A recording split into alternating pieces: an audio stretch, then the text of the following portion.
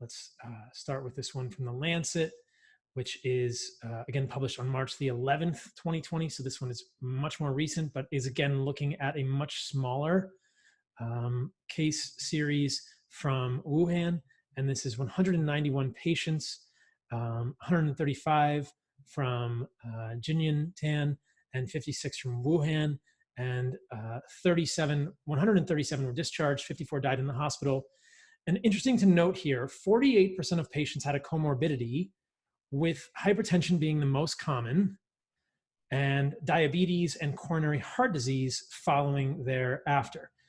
They did multivariable regression showing increased odds of in-hospital death associated with one, older age, with an odds ratio of 1.10, I believe. Yes, an odds ratio of 1.10 per year increase. So that was that there was an odds ratio of 1.1 increase for every year increase in age. So as people got older, they were more susceptible to this virus. There was a higher sequential organ failure assessment score, and a D-dimer greater than 1 microgram per ml were all concerning and were more indicative or predictive of in-hospital death. Interestingly, as I talked about earlier, the mean duration of viral shedding was 20 days in survivors. And in those people who died, the SARS-CoV-2 virus was detectable the entire time. The longest observed duration of viral shedding was 37 days. So interesting study because it points out all of those comorbidities and how prevalent they were. And we can talk about why that may be. There were a couple of charts in this that I wanted to show. Again, these are the demographics, okay? So again, this is a smaller study, 191 people, of which there were 137 survivors, 54 non-survivors. It's important to remember that if someone's getting admitted to one of these hospitals, they probably had a pretty severe infection. So these rates of survival are not indicative of the general population, just of hospitalized patients. The age of the survivors was lower. The age of the non-survivors, I believe this is the mean is 69 years. The mean of the survivors was 52 years.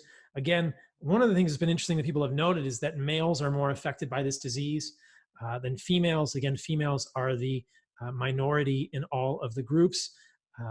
The current smoker percentages are here, which are quite interesting. Obviously, the current smoker percentage was higher in the non-survivor group, but was actually only 9% of that group relative to 4% of the survivor group. Comorbidities were present in 67% of the non-survivor group. So almost 70% of the non-survivor group had a comorbidity, and 40% of the survivor group had a comorbidity. So pretty significant difference there. Hypertension was found in 48% of the non-survivors versus 23% of the survivors. Diabetes in 31% of the survivors versus 14% of the non-survivor, diabetes, 31% of the non-survivors, 14% of the survivors. Again, coronary heart disease, 24% of the non-survivors had coronary heart disease, at least already diagnosed. Perhaps they had more.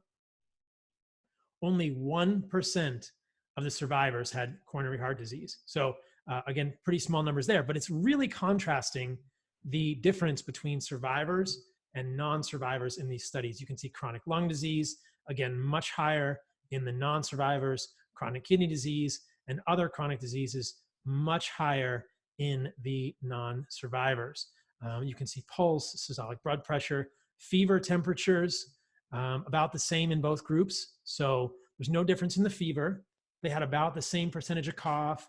The symptoms weren't that different. Fatigue, diarrhea, none of those symptoms were that different between survivors and non-survivors. But again, some of those scoring ranges were much higher in the non-survivors, which are laboratory measures, things that would only be able to be measured in the hospital once anyone arrived there.